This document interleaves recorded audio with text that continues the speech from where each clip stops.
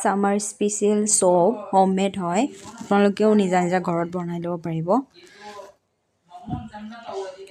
মই দুটা বিট লৈছোঁ আৰু আপোনালোকে নিজৰ সুবিধা অনুযায়ী ল'ব পাৰে এটা লয় দুটা লয় আৰু সৰু সৰুকৈ টুকুৰাত কাটি লৈছোঁ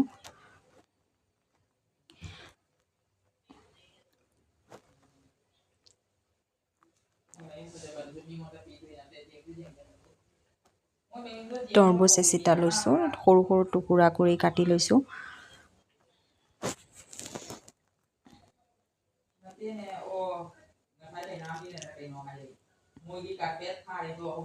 সেইটো মোৰ ফাৰ্ষ্ট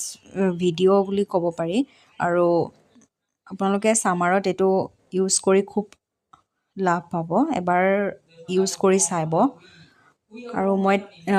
ক'বলৈ পাহৰিছোঁ মই মিল্ক দিছোঁ আৰু তাতে চুগাৰো দিছোঁ 1 চামুচ আৰু গ্ৰাইণ্ড কৰি লৈ আপোনালোকে এটা চাকনিত চাকি ল'ব এইটো গ্লিচাৰিন চ'প হয় বজাৰত কিনিব পোৱা যায় আপোনালোকেও অনলাইন নহ'লে বজাৰত কিনিব পাৰিব 500 গ্ৰাম লৈছোঁ মই এতিয়া গৰম পানী কৰি চ'পখিনি গলাই ল'ম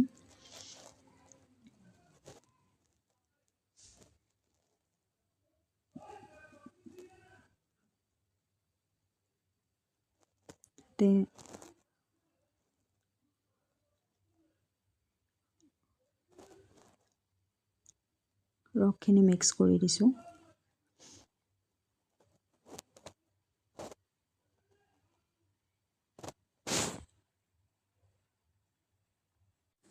এতিয়া এখন হেতা দি মিক্স কৰি লৈছোঁ আৰু ওপৰৰ চামনি যিখিনি পৰি থাকে সেইখিনি মই আঁতৰাই দিম